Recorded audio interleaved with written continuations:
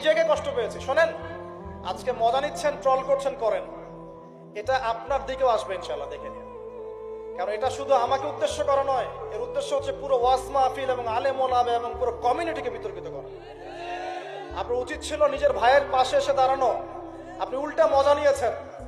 এগুলো আল্লাহর আরশ পর্যন্ত পৌঁছে গেছে ইনশাআল্লাহ। আল্লাহ পাক অচিরেই এর ফলাফল নাযিল করবে ইনশাআল্লাহ। একটা ন্যাশনাল নিউজ যদি প্রচার করতে চান, আপনাকে পক্ষে বিপক্ষের কথা নিতে হবে না? একটা ন্যাশনাল নিউজ প্রচার করবেন, তাহলে বাদী বিবাদী উভয়ের কথা শুনতে হবে না?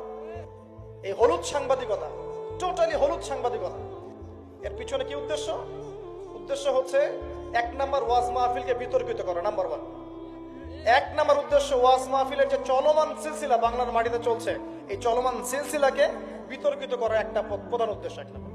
2 নাম্বার, ওয়াজ মাহফিলে যেসব বক্তাদের মাহফিলে বেশি মানুষ আসে, এই বক্তাদেরকে জাতির সামনে এই বিতর্কিত করে উপস্থাপন করা, 2 নাম্বার।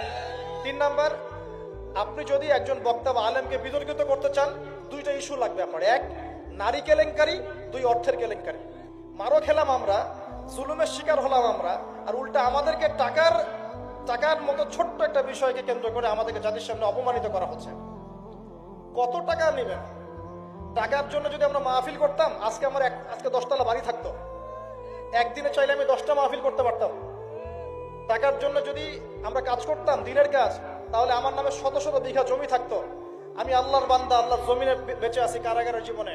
আমার 100 কোনো জমি নাই পৃথিবীতে, 100 না, আল্লাহর কসম করে বলতেছি। আমার 2টা পরিবার ভাড়া থাকি আমরা, প্রত্যেক মাসে ভাড়ার টাকা গুনতে হয় আমাদেরকে। টাকা পয়সা দিয়ে মাহফিল কিনে নিয়েছে। আমাদের নাম্বার ফেসবুকে available, WhatsApp number available. Phone করে তো বলতে পারতেন যে ভাই আসলে কি হয়েছিল ঘটনা। তার মানে বোঝা যায় এর পিছনে একটা গভীর ষড়যন্ত্র আছে। ষড়যন্ত্র 1 নাম্বার, আলেম ওলামাদের অবস্থা কিন্তু দেশে ভালো নয়।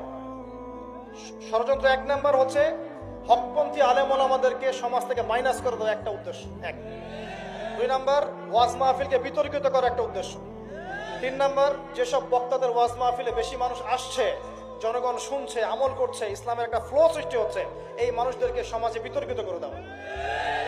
এবং এই কাজগুলোর মধ্য দিয়ে কারা তাদের এজেন্ডা বাস্তবায়ন করছে আপনারা খুব ভালো করে খেয়াল করেন। আর কিছু আছে চিলে কান নিল টাইপের মানুষ, যা দেখবে অনলাইনে, যা আসবে দেদারসে প্রচার করা শুরু করবে। তুমি যে ফেসবুকে ইউটিউবিং করছো, ফেসবুকিং করছো, কখনো কি আমাদেরকে জিজ্ঞেস করেছিলা ভাই কি হয়েছে আপনাদের সাথে? তুমি এক পক্ষের কথা শুনে গালিগালাজ করছো, চরিত্র নিয়ে কথা বলছো, টাকার কেলেঙ্কারি দিচ্ছ। তোমাদের জন্য 2টা নসিহত করে শেষ করবো, জাস্ট 2টা। 1,